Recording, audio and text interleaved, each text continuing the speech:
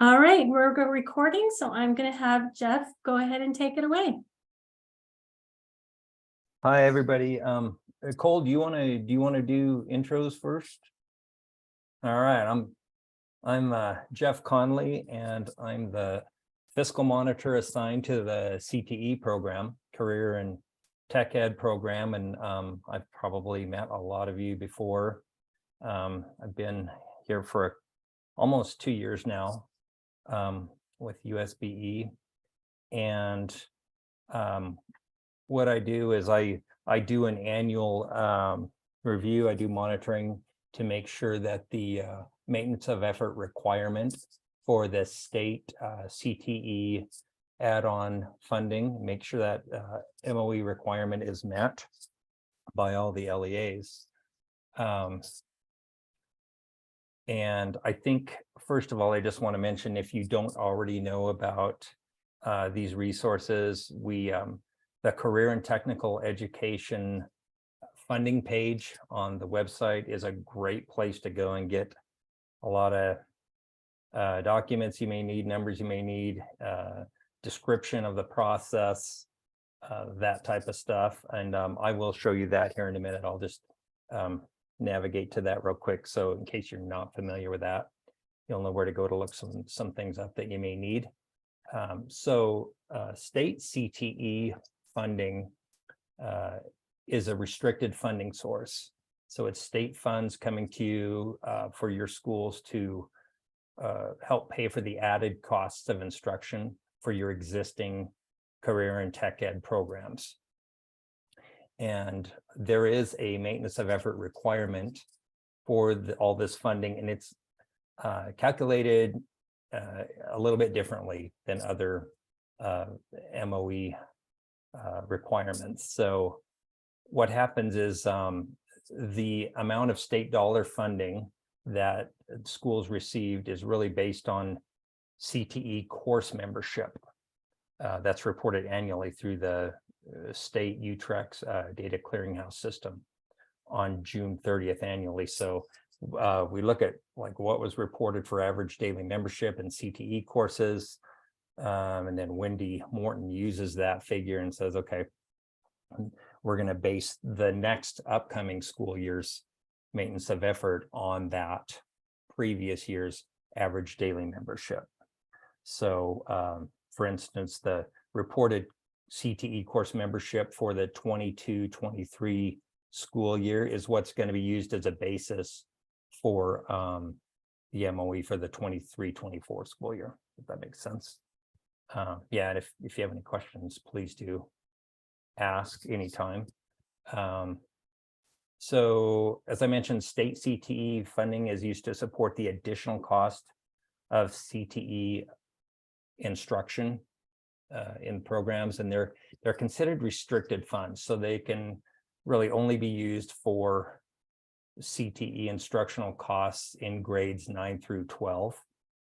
And they come with that annual maintenance of effort requirement as defined under Board Rule R277-911-4.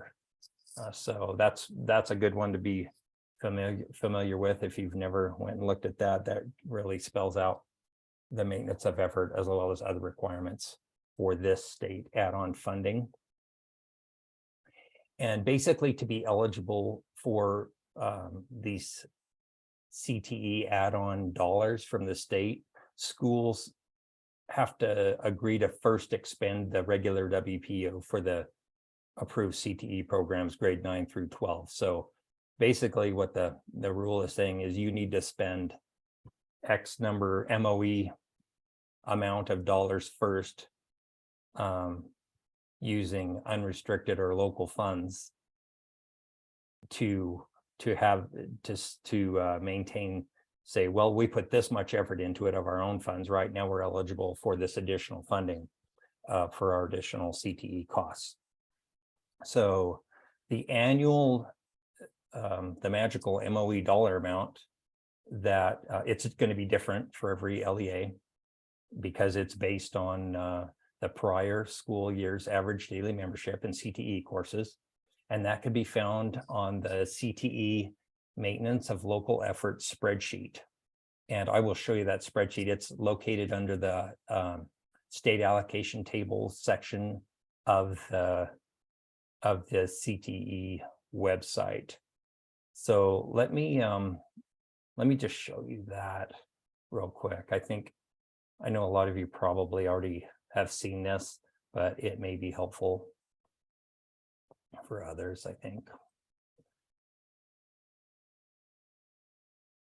Okay, so this is just the USBE general website. And so if you come down here to departments and programs, select that, then you can go down to the career and technical education specific page. Once you're on this page, I think this is the tricky part. A lot of people have trouble finding this stuff, but you have to go to this little hamburger looking menu, I guess they call it that. Click on that and it gives you all sorts of options. And what a lot of BAs end up going to is this funding link right here. I'm going to click on that. And then you have information based, your federal funding, like your Perkins stuff, state funding stuff, and then other resources. So go over to state funding, tells you, pretty much says what I was just saying, what rule covers the maintenance of effort requirement. You know, you can read a little bit about like why it's required and where you go to find out more about it, the specific rule. But what the report that I'm talking about, if you come down here to the state allocation tables, you go to the year in question. So for instance, for this school year, the 2023 school year, we would go and we'll be looking at this, but really 2023 isn't done yet. I'm going to go ahead and look. I'm going to go ahead and take you to this one for fiscal year 2022 and come down here to the CTE maintenance of local effort. So this has all been calculated. Let me make that a little larger. This, Wendy Morton has already calculated this and put it out there. You'll want to go and look and see what your LEA's requirement is for every year. So find the right year, let's say, okay, for the FY22 school year, this over here is my MOE requirement. So the MOE is over in this column, minimum qualifying expenditure. And the way that this is calculated is, as I mentioned before, you guys reported your school year 21 average daily membership. You recorded membership for those CTE courses, and that's this number right here. And then the legislature came up with this. This is the WPU value for that particular year. So your average daily membership times that WPU value, so per WPU is what's going to equal this. So that's going to equal your actual MOE. So be able to get to this document here, come down, it's got all the LEAs, find wherever you are, go over there, and you can see for FY22 what the MOE was. And then let me also, let me go back a little bit here. Let's see, just a sec, sorry about that. Let me go back and say, okay, for 23, for this FY23 school year. So if you go to maintenance of local effort here, this, as you can see, doesn't say final, it says mid-year update. So there is an initially, soon after one school year ends, there's an estimate of this amount, so we can thus estimate MOE. So that first initial estimate that comes out right after the prior year end, or right after that prior year's end, it'll give you a very rough figure, but it's basically just based on last year's MOE. So you look for this mid-year update, which comes out in, well, this came out in November. That's going to be either dead on or super close. to what the final MOE figure is, even though this isn't technically the final one. You'll see the final one coming out here probably this week. But it's going to be real close to what these figures are right here. So if you guys ever have a question, what your current school year's MOE requirement is, please, look here, and then also give me a call if you need to, or call Wendy Morton or email us. We want to make sure you know what that figure is so that you can hit it, because it's one of the program requirements. Let's see here. I'm gonna stop sharing for a sec. Does anyone have any questions so far on that? We do have one question in the chat. It says, Okay. is the MOE information due once a year? So yes, so the schools through the data clearinghouse, they report their membership in courses. Basically, in they get that all wrapped up and sent in by soon after the school year ends, and then we take all that data. So whatever was reported at that time by the LEAs, that's what we're going to use and say, okay, we have Jeff McDonald in our office who takes all those course hours and says, this is what we're going to use as our official course hours from the LEAs that they've reported for the year. So yeah, that reporting of hours, that is the final reporting of hours for the year, is what we base this on. Does that answer the question? I think it did. Yeah, so we went through like how the MOE is calculated. So let me know if you guys have any question on that. Oh, go ahead. There was a follow-up question to that. It says, then all that is required annually is ADM. Yeah, so I would refer anyone with specific questions on reporting for membership enrollment reporting to and I'd be glad to get you in touch with them too, to speak with Wendy Morton or Jeff McDonald. And if there's any questions on what and how often to report course membership, they would be the people that can give you specifics on how and when to do the reporting. That's a good question. Okay, so USB eCTE, generally me, monitors CTE add-on dollar recipients annually to ensure that MOE requirement is met. And so it's usually around January when we get the finalized FAPR information, specifically the Schedule C on the FAPR. We have that finalized information that our fiscal operations have gone through and said, yep, this all looks right, so go ahead and use it. That information shows us the reported CTE program revenues and expenditures. So we look at that and we say, okay, does it look like you met the MOE requirement? So basically we're saying, did you first of all expend this amount? And then we'll also look and say, okay, you spent it. Now, also the amount that you spent to meet MOE, that amount has to have been funded by either local or unrestricted funding sources. And we can tell that by looking at the FAPR. It's not always real straightforward, but if we have questions, then we move on to the next part of the process and start working with the LEAs and say, okay, something looks weird here. Maybe actually there can be a number of reasons why when we look at that, we'll say something doesn't look right. Maybe MOE wasn't met, or we're just not sure. First of all, the data could have been incorrectly input.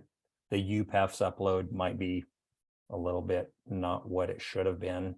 And a lot of times, we see LEAs working with the fiscal ops people to correct that stuff. They have a certain amount of time they can correct their UPAFS upload, work with them to make sure that the true revenues and expenditures for CTE programs are shown. And so if something doesn't look right on the FAPR, we have questions, we'll work with probably you guys as a group the most, also the CTE directors, to ask for supporting documentation from your financial system that we can look at and say, okay, show us, these documents that will tell us exactly what types of revenues, what revenues came into the program, and what were the total and different types of expenditures in the CTE program. Sometimes an insufficient amount of CTE expenditures were funded by unrestricted or local sources. Like you've got plenty of CTE expenditures, but the MOE dollar amount, that amount wasn't funded by unrestricted or local. Only a portion of that MOE amount was funded by unrestricted or local. So that's an issue because an entire MOE amount has to have been funded by unrestricted or local sources. Another thing that happens sometimes is LEAs may include in their MOE program expenditures some items that are expressly disallowed under the board rule and under the program. Some things that come to mind right off the bat and cause a little issue, or the rule says you cannot use any work-based learning, college and career awareness, or comprehensive counseling and guidance expenditures to meet MOE requirement. So those, whatever happens in those programs, that has to be kind of backed out of your MOE. Hey, I'm going to include this in my MOE expenditures. Those don't count. And you can look at the rule and there's specific language that indicates that they don't count towards meeting MOE. And then one other thing that happens is LEAs don't know their correct MOE amount for the year. Either they didn't know where to go find it, or they're looking at prior year's spreadsheet, just like the one that I showed you. They're looking at the wrong time period spreadsheet, so they got the wrong MOE amount. Make sure you get the right amount there. And we can help you with any of this stuff if you're not sure about it. If you just want to make sure you're doing it right, that's exactly what we want you to do, is to call us, contact us first. We're here to help you comply. I feel like that's pretty much my job, is just to help figure out if there is some area where we're having some issues, and we want it to end up being done perfectly. I guess that's my goal. So I want to help you guys to make sure that's done, because that helps us when you do it right too. Yeah, so generally, because the prior fiscal year, it closes before we really get a chance to do our review for MOE. So sometimes if I say, well, you are short on MOE, sometimes it'll require an additional in the next accounting period, not in the one that's closed, but in the next accounting period, LEAs may have to put up a little bit more local or unrestricted funds to cover the shortfall. That does happen sometimes, but most of the time we have LEAs meeting their MOE. And I know it's different. That's pretty much an overview of MOE.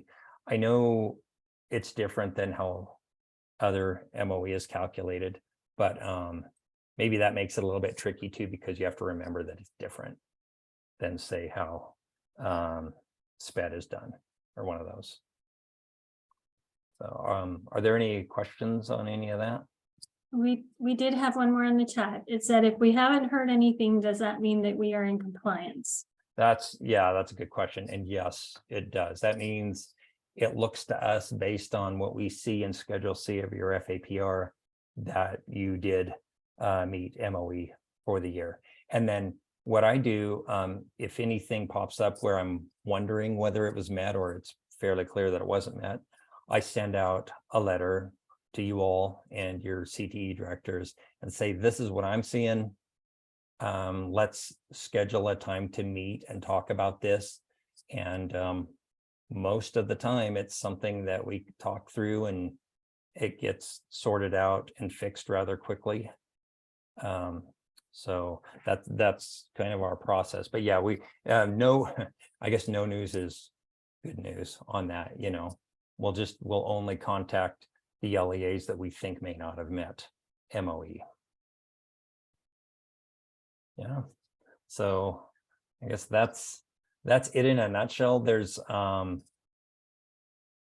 mean, the actual process for our monitoring is pretty detailed, but yeah, if you all have any questions about how it's calculated, how you find your LEA's MOE, what you need to do if you think you didn't meet it, any of those type of questions, please either give me or Wendy Morton a call or an email, and we'll work with you. We're happy to do that and help make sure that you're on track.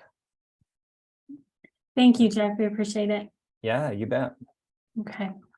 All right. Next up, we have Tammy, who's with the title program.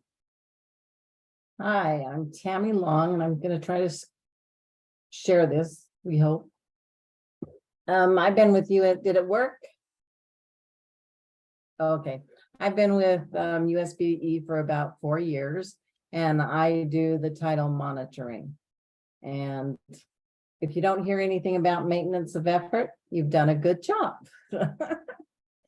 Yeah. Let's see. Okay, so for Title I, we're looking at 2 years worth of information, and there's 2 criteria we look at.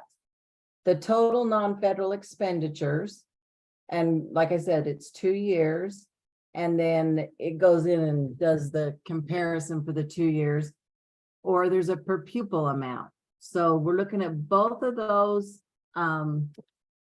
criteria when we put the information into our spreadsheet to figure out the MOE. So it's what you spent. And then this second slide shows which funds we're looking at. And this is what the LEAs report to USBE.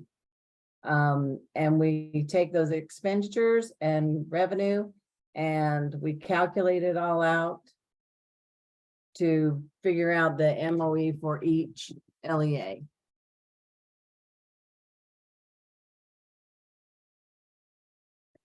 And then to fail MOE for Title I, you have to fail both of those criteria. And if you fail to meet MOE, your current grant would be reduced. But before we would reduce it, we would notify you and we would have a conversation. And I've never failed anybody so far. So I think y'all know what you're doing. The one thing we do have a problem with when we go out to visit the LEAs is they need a policy and procedure for maintenance of effort.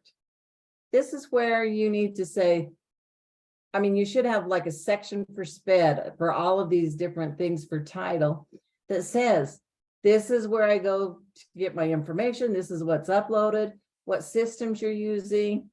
And so that, the next person can see how things were done and what's happening. And then it kind of just covers and in case somebody doesn't show up for work one day.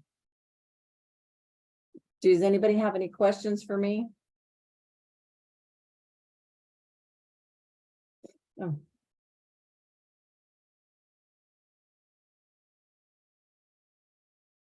I don't see any of the chat. You can feel free to just unmute and ask as well. If there's anything, that's fine. And feel free to email anytime too, but like I say, I haven't had to contact anybody, so I know that everybody knows what they're doing. They probably just don't have a policy and procedure in place.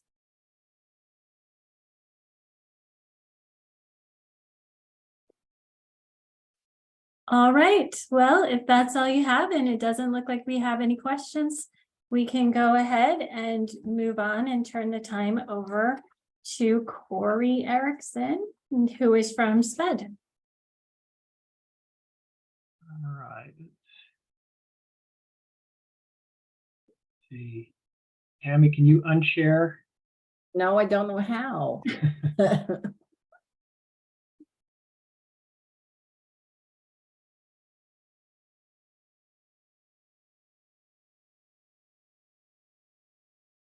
Mine is down on the very bottom, or you switches from share screen to unshare, I think, or something like that. Next It's to not the, showing me the bottom of the screen. oh, Um, I'll just pop off. How's that? Maybe. Hey, Tammy, hit escape on your screen to minimize it, and then there should be a button at the bottom that says stop share.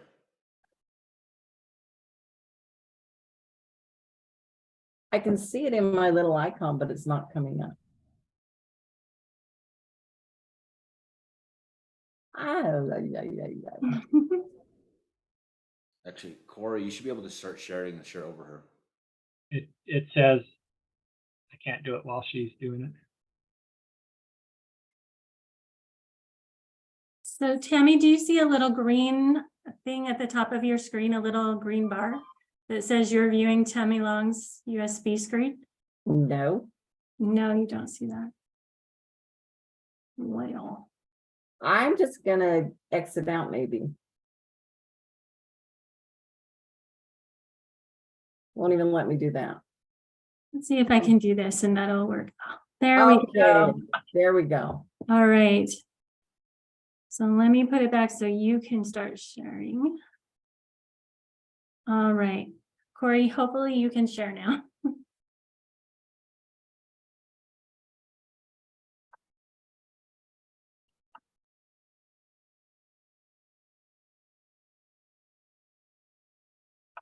Okay, everyone seeing that there? Yes. All right. Just, we did some introductions there, but briefly on the fiscal monitoring. So we're under the financial operations organization. We have the fiscal monitoring team that Cole Shakespeare is the manager over all the different programs for fiscal monitoring. And we have Neil Stevens on the call here today also, who's the special education fiscal manager. And so there's two of us really right now, myself, that's a fiscal monitor, and then Matthew Nye. And then we also have Jerry Rogers, that's not under fiscal monitoring, but does a lot of the fiscal work that I'm sure a lot of you have worked with on the grants and some of the other programs there. Today, I thought we'd go over, so this is special education, maintenance of effort. We'll talk about some of the principles associated with that, the calculation methods, and then some of the exceptions associated with that. And there's two different standards that we work on regarding maintenance of efforts. One's an eligibility standard, and then one's a compliance standard. And the eligibility is more of at the beginning of your grant period or at the beginning of the year is where you're budgeting sufficient amount of funds for special education from state and local funds. And USBE has decided to use the grant application. So when you're doing your grant application for FTFL, those applications, it has that MOE section. That's what we use for your budgeted amounts, just to make sure that you're aware of what your MOE amounts should be and that you're budgeting sufficient funds for those. Obviously, those can change during the year, but this gives us an idea, and it meets that eligibility requirement that is part of maintenance of effort. The other piece of that is the compliance standard, and that's what we're going to be talking about today, is the compliance piece. And compliance can be either calculated by the LEA or it can be done by the SEA, or Utah State Board of Education. And currently we do the calculations for that, but it's something that we require everyone to be looking at their budgets and monitoring it as they're going along. But we're the ones that have been pulling the data and populating that and providing that to the Department of Education on an annual basis. So talking about the principles, some of the principles which you're going to be familiar with is, special education costs more than general education, which I'm sure you're all aware of that. Another principle is that state and local resources must be used to support special education. And so kind of the logic I see on that is the federal government says, hey, if I'm going to give you money for special education, I want you to have some skin in the game also, that you're providing special education services through your local funds or your state funds. And to do that, I'm going to require you to spend the same amount of local or state and local funds for those special educations year over year. So at least meeting that. And that's where that maintenance of effort comes in. The other principle is that students with disabilities receive general education first. So they're a general education student first and should be receiving services and receiving all the same standards that, you know, general education students receive. And that it's really only those expenses that are incremental, that are unique to provide those special education services for those students is where the special education funding is to be applied. And the federal government, they talk about, you know, that it's supplementing, it's not supplanting. So if you received a larger grant of federal special education funds, they don't want you to then be reducing how much state or local funds you're going to be spending because you just suddenly got these this large increase in federal funds. They want it to be supplemental to what you're already expending on special education.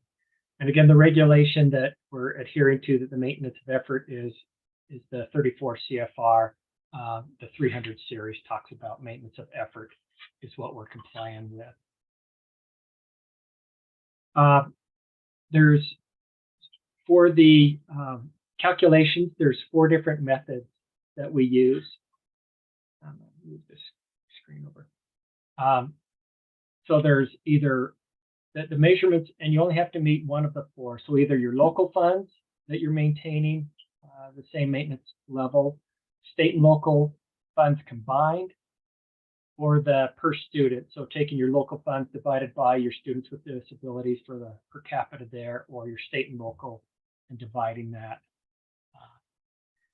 by the number of students with special education. So each one of those are a different test that we look at, but you only have to meet one. If you meet all 4, that's great, but each year only one of them has to be met, and it can vary from year to year as to which one that you do become compliant on. So just take an example here. So on the calculation, so for this one here, for this LEA in 2016, we'll say it was their first year, they spent $500 from local funds. They spent $950 for the combined state and local funds. And then assuming they had 10 students, that made their local per capita at $50 per student, or $95 for the state and local. And that was the first year, so that becomes the new high water mark for them. That becomes the threshold that you're trying to meet. So in 2017 fiscal year, for local funds, they only spent $400. Since that was below the threshold amount of 500, they did not meet that year. So you'll see the stars on here. That means the years that they did meet. So for the state and local, if they spent $950, that matched.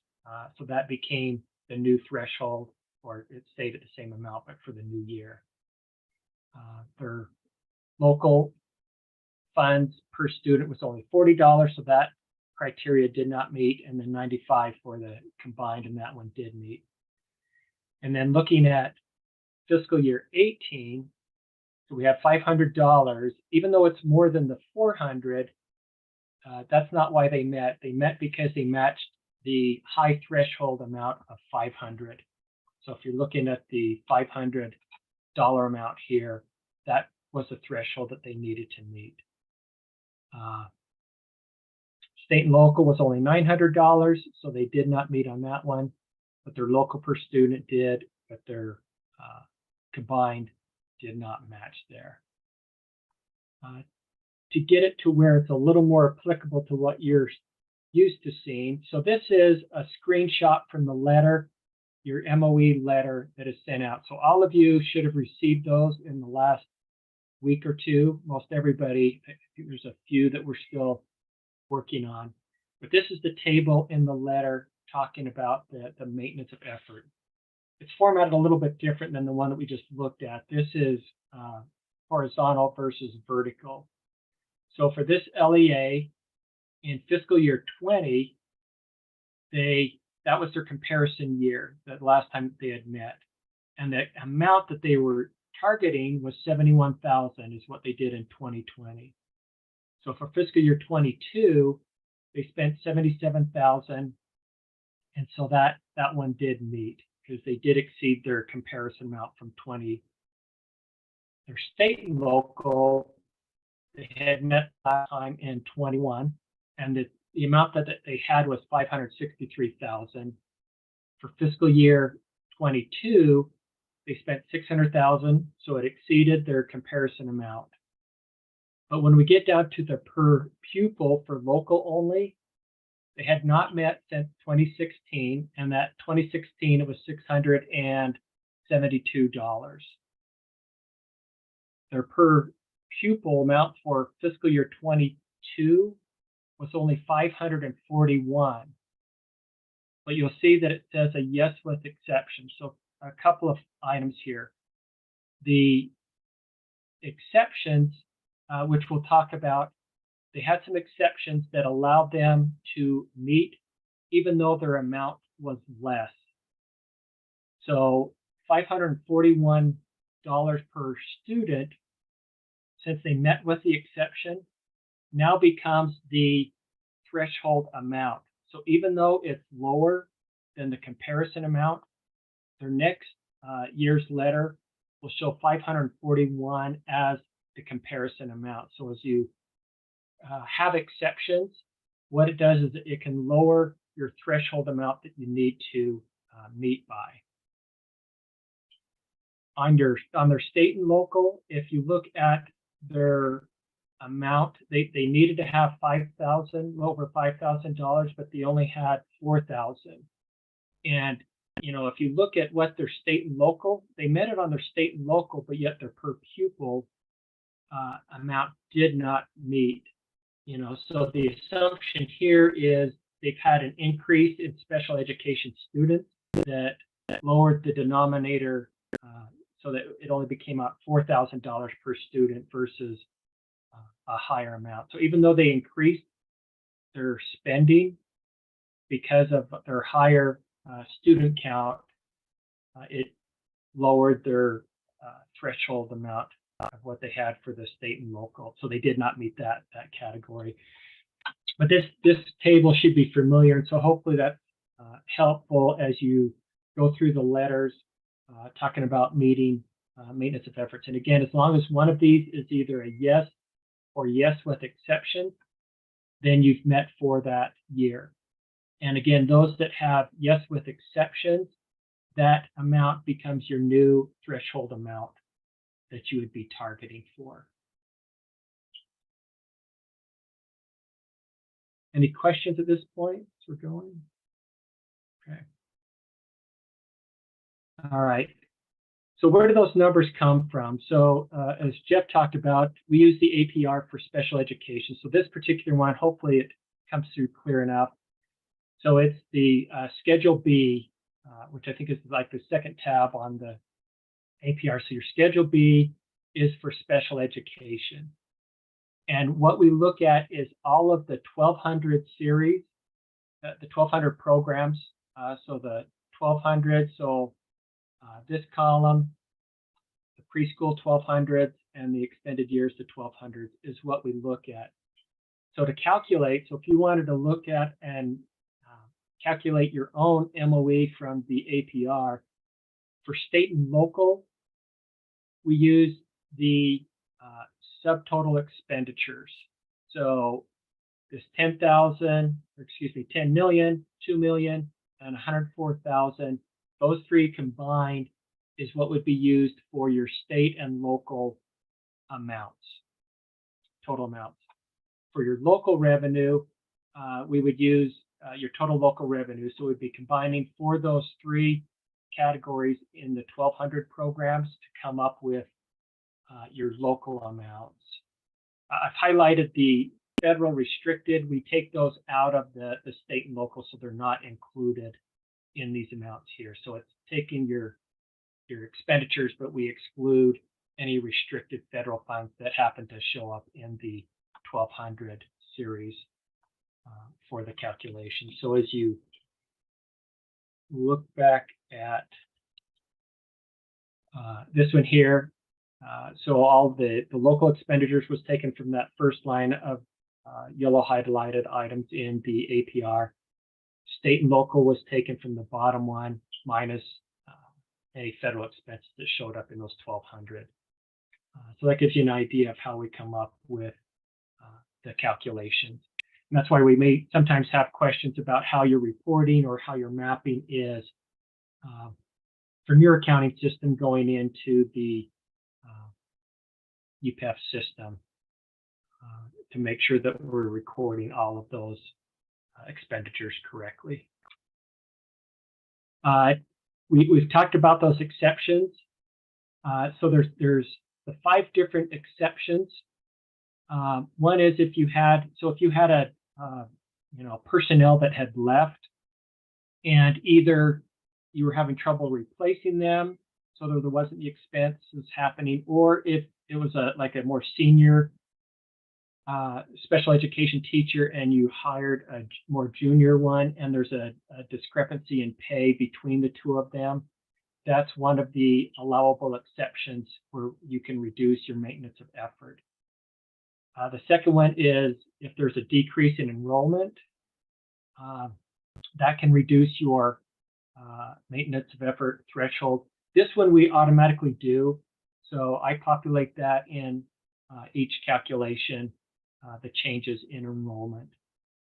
The third one is if you had a termination of an obligation of a student that was an exceptionally costly program, because the student has left or aged out or no longer needs that. And that's another one the federal government allows an exception. And then termination of a long-term purchase, such as equipment, where you're finally done paying for that, then we can look at those expenses for that year. And then if you did participate in the high cost fund operated by USBE, we're picking up some of those high cost expenses there to help facilitate that. That's an expense that we can take out of that. I would recommend that you look at the exceptions, even if you meet maintenance effort, just to see if we could record some of those there. If you meet maintenance of effort, then the exceptions don't carry forward. But if you've had one of the 4 categories that you haven't met, since 2016, and there was exceptions in each of those years, eventually, if the amounts accumulate, then it would take advantage, which could have happened on that one example that we were looking at there. So it's something to look at as you're reviewing your maintenance of efforts. And if you have any exceptions, feel free to reach out and give me a call on that. Just a reference of some of the USB rules on allowable costs, what's allowable, and then there's some training information that's out there. Also, again, there's my contact information if you need to reach out to me. Hopefully that was helpful. Thank you, Corey. Neil or Cole, was there anything that you guys wanted to add? Maybe? Okay, they're not jumping on, so I guess we're good. All right, everybody. So that concludes our training for today. You actually get about 10 minutes back in your day. So I hope you get an opportunity to use this for something enjoyable. The whole 10.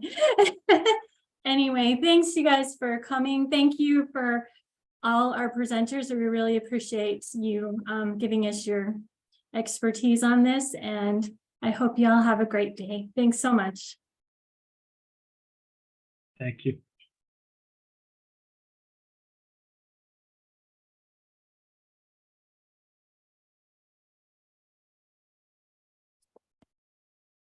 Thanks, Lisa. We'll see you. Thank you. Bye-bye. Bye.